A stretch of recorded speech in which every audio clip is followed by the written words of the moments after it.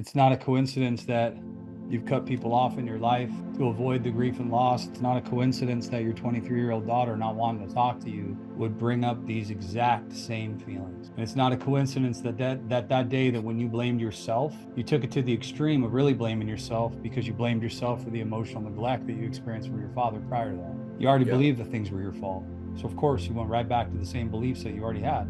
And what you proved, you said, nobody supported me. Nobody told me something different. Nobody helped me process it. Yeah, I was taught that, essentially. Yeah. In my child. Absolutely, you were taught that. It was always, don't talk about anything. We don't talk about anything.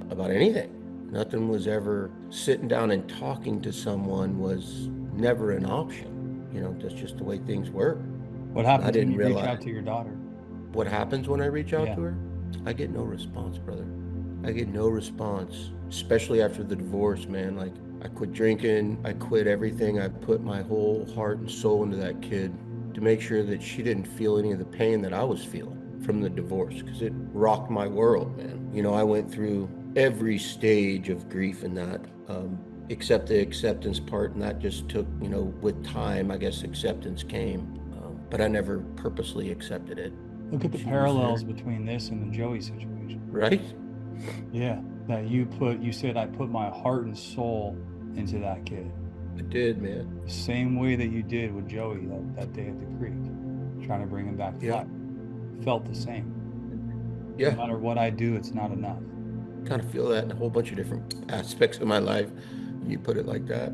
Yeah. And you know what God showed you that day at the creek? That I am enough. That he was with you. He was, man. That he was with you. That the Lord your God is with you wherever you go.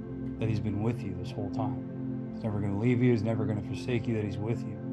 And even though things don't turn out the way we always want them to, God's still with us. But there's an opportunity today for you to forgive yourself. To forgive yourself for what happened with Joey.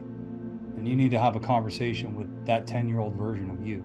You need to let him come and sit on your lap, and he needs to tell his side of the story, and you need to listen, and you need to tell him the truth. And then I would write a letter of atonement to your daughter, and I would tell your daughter about the Joey situation and about how the Joey situation is connected to you losing the relationship with her, and the fact that you have avoided it because it hurts you and it breaks your heart, and to apologize and ask for forgiveness for any way that you might have hurt her in the process. And what that'll do is it'll clear up your conscience. It'll give you a clear conscience. And for you to remember, bro, that you did the best you could. There was a responsibility that adults had that day that they didn't fulfill on. And it was sitting you down, getting eye to eye level with you, getting in the truck with you, taking a ride with you and telling you, hey, Brian, you did the best you could. It's not your fault. This was an accident. And you didn't cause this. You didn't create it. And Brian, you couldn't have prevented it. You didn't see it happening. Brian, you did the best you could. And Brian, you even went down to the creek and even tried to resuscitate him and bring him back to life. You tried everything you could.